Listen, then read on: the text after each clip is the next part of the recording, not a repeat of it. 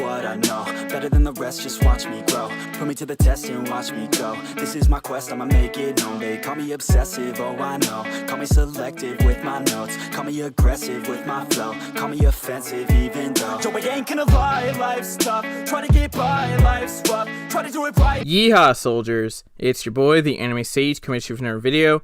And this is what Hashirama kept to Bijuu Part 6. Well, this series is getting another update, so this should be good. Sorry I couldn't get this out to you yesterday, but I kind of had a 3-hour live stream the day before, so yeah, that was fun. Although it might be good that I didn't upload yesterday because YouTube was having a sub box glitch, so yeah, not fun. Anyways, remember What If Naruto's Have Senju Part 9 will be on Friday, and of course, we will have, since I kind of had to delay this part, I'll be putting What If Deku Mini Owner Part 8 on Saturday, so that should be awesome. Get hype. Watch the community tab like a hawk as you guys get vid updates, polls, and get the ability to select what ifs you want to see for the week, and of course, some other fun stuff in between, so watch the community tab like a hawk. Alright, time for some quick social media plugs. Twitter is at AnimeSage4, Instagram is anime_sage4, and join my Discord. The link to that will be in the description. I'll give you all a reason to follow/join us at the end of the video, so watch until the end. Alright, time for usual checklists. If you haven't seen the last part, the link to that will be in the description. And if you haven't seen the series at all, check out the playlist. With all out of the way, let's get right into the story. Alright, so we are now back at the Forest of Death, with teammate trying to just survive the Forest of Death. Sakura wakes up after collapsing from chakra exhaustion after her fight with Orochimaru, and she knows she needs to help out her teammates. Both Choji and Kiba are knocked out, and she needs to at least do something for them. So Sakura uses a bit of the medical jutsu that she got in the 2 months of training. Yes, Rin gave Sakura a bit of medical jutsu in the Mystic Palm technique, so she is kind of effective at healing people, but she's a novice, you know? But it does allow Choji to wake up, but he is kinda in a bad condition, you know? So Choji is recommended to move much and that he should rest. With Kiba, he isn't necessarily responding to Sakura's attempts to heal him, so Sakura will have to leave him alone and hope he wakes up. Sakura will set up some traps like in canon, and Rock Lee won't be in this fight as I don't think he needs to be in this fight at all, and the traps will be better than they were in the original canon. Later on, the sound game will come after teammates to specifically kill Kiba. Josuke in this version will have a bit of a disguise in this event as he was in the Land of Waves arc, so he's going to look very different compared to his original canon counterpart, which does make sense. Sakura will battle the sound gaining, and Sakura will be given another Tail Sword Chakra to help her out since she is kind of exhausted. So she does hold off the sound gaining for a bit, and Sakura is able to destroy them relatively. And then Zaku is about to fire off some decapitating airwaves, but then all of a sudden dark energy comes out of Kiba, and Kiba has marks all over his body and face. Well, the only thing you can really see is his face, but you know. Kiba then speeds behind Zaku and breaks his arms. Sakura and Choji are horrified. Kiba is about to go for the kill on Dosu and Kin, and his smell says that is definitely the same person they saw in Waves. And now Dosu and Kin are horrified right now, and they decide to offer up a scroll to, you know, make sure they live. Kiba will still look to kill both of them until Sakura hugs Kiba, tells him to stop, and Kiba powers down. Kiba gets on one knee as he's a bit tired from all that, and he apologizes for what he did. Sakura accepts his apology, as does Choji, who is starting to be able to move since he got some rest. Later on, teammate will be able to get a scroll, and will be able to head to the tower for a day or two remaining. Naruto and company are shocked it took them this long to get here, but when they hear the tale, they all understand. Kiba will later get sealed up with the curse mark, you know, the same seal that Sasuke got, and when Hiruzen hears about this, he is terrified. He does think that Kiba will be able to overcome the mark, so he will still be able to fight in the preliminaries and the third round of tuning exams, but the fact this is happening makes Hiruzen want to put the village on high alert. So, yeah. Anyways, preliminaries will happen like in canon, and Kabuto will forfeit leg in canon, which will make the other teams actually kind of suspicious, but they'll let it go. Now, to establish these matchups, it's time for the good old random number generator. Of course, only one rule applies here, that nobody faces the same person on the same team, so here we go.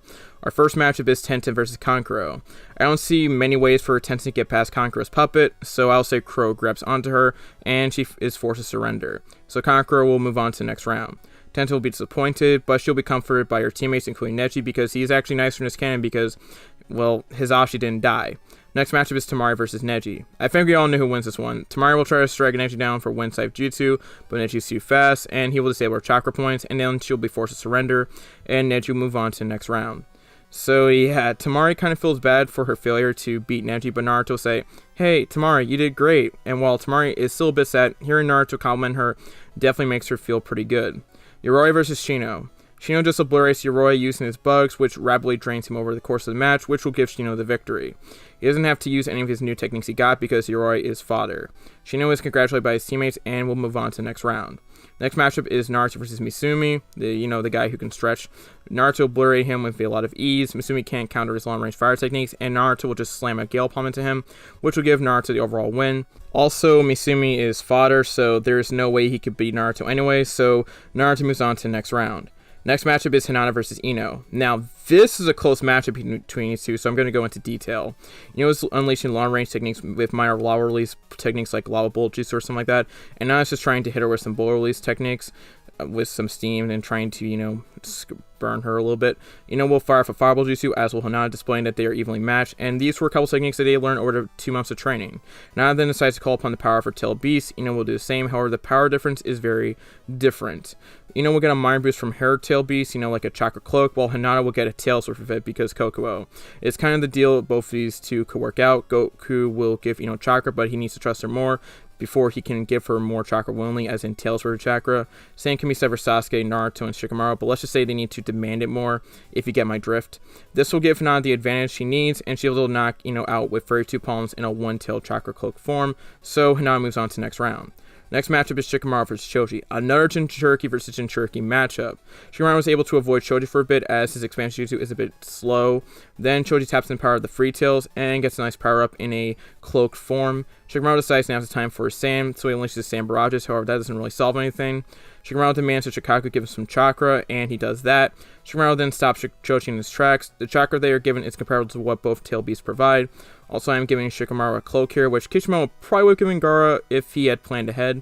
Shikamaru will be able to fire off another Sand Barrage, and Chojin's speed will accidentally hit the wall and get stuck. Choji will go back down to his sides to escape, however it is way too late. Shikamaru will hold him there with his Shadow Possession Jutsu, and then will crush him down with his Sand.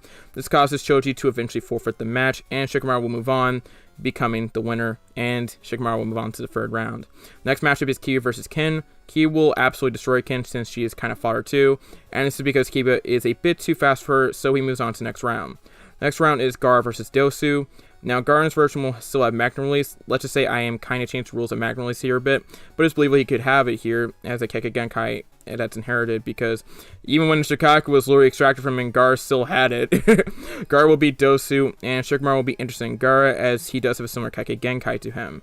And in this version, Gaara has had a bit of a different childhood since there is no tail beast inside of him, though there are some other things at play, as he will be relatively spoiled in this timeline. Like, really spoils because royalty. Meanwhile, with Dosu, he will be captured once Kiba smells he is the same person and points this out to people like Kakashi, Obito, and company, and Dosu will be captured and taken in for questioning. Kabuto during the matches will try to stop this, but let's just say Kakashi interferes. Anyways, the next matchup is Rock Lee versus Zaku.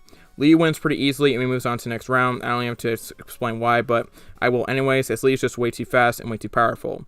Lee will be showered with flames you from Guy, and we get a beach to magically appear, so yeah, that's fun. The final matchup is Sasuke versus Sakura. Well, this is going to be an interesting matchup. Sasuke and Sakura fight, and Sasuke has the advantage. Sakura will try to fire off some great breakthroughs, but Sasuke isn't going to let that bother him, and he counters with Dragon Flame Jutsu, which will just leave Sakura burned on her arm, because a great breakthrough enhanced the Dragon Flame Jutsu, so yeah, when she died, she got a burn on her arm, so yeah. Sasuke and Sakura also, they might be friends, but Sasuke doesn't want to hold back in order to Sakura, so yeah, this is going to be a very good matchup. Sasuke will also fire off his own stolen bullet jutsu, and you can guess where that came from if you're paying attention to the series. And then Sakura will then tap into her one tail state because 7 tails, and Sasuke will ask for boost himself into a 8 tails chakra state. No tails, but chakra state. However, Sasuke is at a disadvantage right now because Sakura has a higher boost. Sakura is also faster and stronger at this point, so yeah, Sasuke's about to get beat up. Yuki, who doesn't want to be outmatched by the 7 tails, decides to give Sasuke a 1 tail cloak, plus more chakra, and since Sasuke is above Sakura's stage, Sasuke will win the fight. So Sasuke will move on to the final round of the tuning exams. We now have to decide the matches for the finals. Guess how these will be decided? You guessed it, a random number generator. Once again, no same teammates until after the first round, so here we go. First up is Hinata versus Kiba. This one's going to be very interesting. We have a potential Curse Mark user versus an enhanced Hinata with the 5 tails. So yeah, this is going to be fun. Next up is Neji versus Kankuro. Well, this one is going to be interesting on paper, but there's going to be a very clear winner since Neji might even have to fight at all. So yeah. The next matchup is a Magnum Release battle between Shikamaru and Gaara. again, another great matchup on paper, but let's just say Shikamaru might not have to fight at all either, you know? Next matchup is Shinan versus Rock Lee. I think this matchup could go either way, but I think if Lee uses the gates, the advantage might go to him. And the final matchup is Naruto versus Sasuke. Ooh, I know you guys are very excited at that. I guess this is the part where you guys place your bets and see who wins the tuning exam, so I guess place your bets. Anyways, Naruto will be trained with a certain pervert we all know and love in Jiraiya. Obito assigned Naruto so he could train with someone who taught him a thing or two, and the guy who trains biological father. So yeah, Naruto is definitely going to be excited by this opportunity. Naruto asked Jiraiya some questions such as what was training Obito like, what was training the fourth Hokage like, and some other stuff as well. Jiraiya will say Obito at first had some difficulty doing some stuff, but he became very powerful later on. Minato was a prodigy from day one, and was the one who made the jutsus his father uses, and even he uses. Also remember, Minato may be Naruto's father, but he ain't his daddy. The daddy title goes to Obito. Naruto over next month will work on two things, the summoning jutsu with the toads, and the Rasengan. Naruto will be able to get the summoning jutsu very quickly because he can already access Fox's power, he just has to demand it. Naruto will summon Ganbunta, and Ganbunta will be like, who summoned me? Naruto will say it was him, and Ganbunta will laugh and will say, oh really, with what? I mean, you look like you have potential, but how would you be able to summon me? Then Naruto will say, well, I am the Jinchuriki of the Nine Tails, the son of Obito Uchiha, and the biological son of Minato Namikaze. Ganbunta's eyes will then go out of his sockets, and Ganbunta will give Naruto a look over and realizes he is telling the truth. Ganbunta then says, well kid, since you're the son of Minato, you wouldn't mind taking a test for me. And then Naruto goes through the same test like in canon, so that's an easy step for him. After having to rest for a couple days in the hospital, Naruto will learn the Rasengan, a jutsu his biological father created, and his actual daddy has, and Naruto will learn it. Naruto will learn the Rasengan in around 3 weeks, and this is also found on him trying to be able to get the Rasengan in one hand, versus his clones helping him. So Naruto definitely has a couple tricks up his sleeves. Right over the course of the month, we'll be working with Sakura more on medical jutsu, so she can, be better at it. She has the free time to do so because Kiba is basically with his clan, and Choji is not in the tournament. So Rin will train with Sakura, and Sakura will get better at medical ninjutsu. This will come to play a little bit later in the story. Kakashi will still train with Sasuke, and he will get to Chidori, in addition to his other lighting techniques, and he will not be limited by the curse mark, so that's another positive.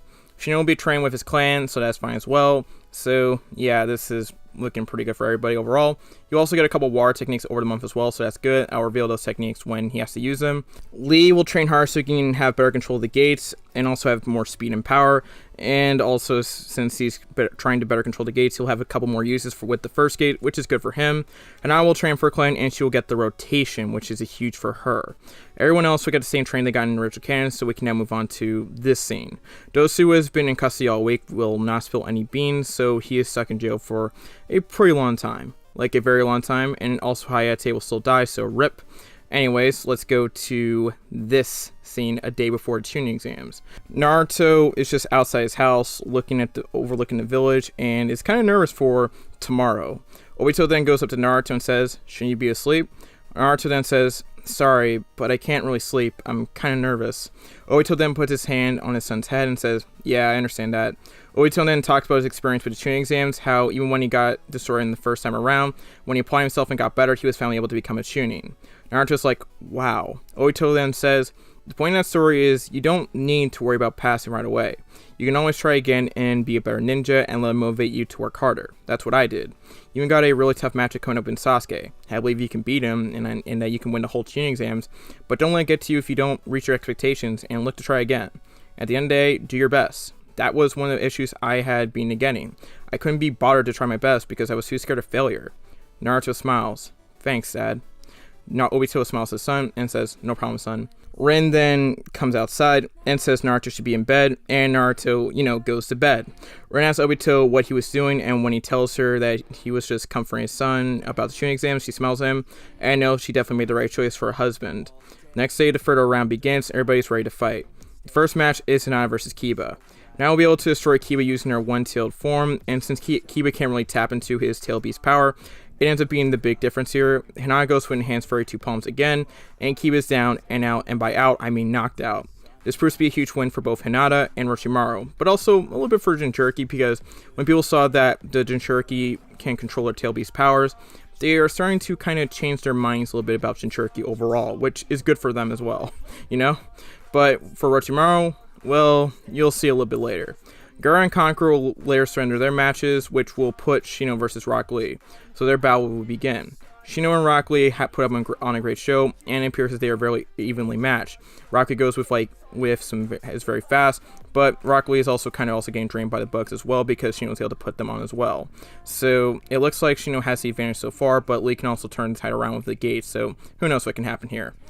However, meanwhile, we see snow dust particles rain down during their match, and this will mean people will fall asleep. Well, not even Jinchuriki because they can counter Genjutsu, or, experience Jonin. Then the invasion actually starts. In the chaos, the Sand Siblings kidnap an unconscious Kiba and will start to lead the area. Naruto will see Kiba captured by the Sand Siblings, and he'll make a call to help save him. So Hinata, Shikamaru, Naruto, along with Choji and Sakura, will go after the Sand Siblings to save Kiba. They'll also be accompanied by Akamaru, who was also exhausted during the fight, but woke up when he felt his partner's presence was gone, so that is a plus as well. The rest of the game will fight these Sound Ninja goons, and Orochimaru meanwhile will still fight Hiruzen, though Hiruzen felt this would happen, but wants to fight Orochimaru one last time and do what he should have done 10 years ago. Anyways, the gang is able to avoid the Sound Ninja, so that's also positive. Meanwhile, in Kiba's mindscape, Orochimaru appears and starts corrupting Matatabi even more than in the actual canon. This has been on an ongoing process for quite a bit, and it isn't good for Kiba right now. Once the Matatabi is in its corrupted state, it releases some chakra, some Curse Mark chakra, and some Tail Beast chakra, which, yikes. He will then wake up and will be enveloped by Dark Chakra, and a combination of Two Tails and Curse Mark Chakra. Kiba then decides to destroy the Sand Siblings. When the gang hears Tamari scream, they will head in that direction. What did he see next shocks them. Kiba in a Dark Chakra, Two Tails form, looking at them, ready to fight anyone. Kiba's eyes look very blank, and it doesn't seem like he recognizes any of his friends. Naruto tries to say, "Hey, it's me, Naruto," but Kiba doesn't recognize him. The Sand Siblings are also all knocked out, and Kiba wants more. Kiba then looks to the Jinchuriki. Akamaru goes up to Kiba and barks at him, saying, "Hey, it's me, Akamaru," and stuff like that. Kiba, though, does recognize Akamaru either, and just, looks at him with a blank stare, and Akamaru then just trembles. Kiba then looks at the Jinchuriki and then attacks them. What is going on with Kiba? Find out in the next part. Thank you all for watching What If Hashirama Kept the Bijuu Part 6. So as you can see, the series is starting to heat up a bit as we are getting into some real stuff right now. If again you guys are confused, this has resulted in Orochimaru being a bit more experimental with the Curse Mark in this canon, and because of that, Kiba will be a bit of a more important character and I guess figure than Sasuke, Make sure to watch my community tab like a hawk from under there. Get ready for Havachi have Senju Naruto tomorrow. Let's get it, as well as Mjolnir Deku on Saturday. Finally, follow me on Twitter for notification of my videos, Instagram for memes and other fun stuff like that. And finally, join me Discord server for notification when I live stream ahead of time, access to supplementary content, and of course, you can suggest to me ideas directly. These are also great ways for you guys to interact with me, so follow me on Twitter, Instagram, and join my Discord server. We're getting closer and closer to 9K, so let's get there. That is all I have to say. Make sure to like, comment, subscribe, turn on notifications, and share the video. This has been your boy, the Anime Sage, signing out. Peace. YEEHAW. Stephanie Shea closes out. Bye-bye. Peace. Hi, this is Stephanie Shea, voice actress for Sailor Moon, Hinata, Orihime, and you are watching Anime Sage.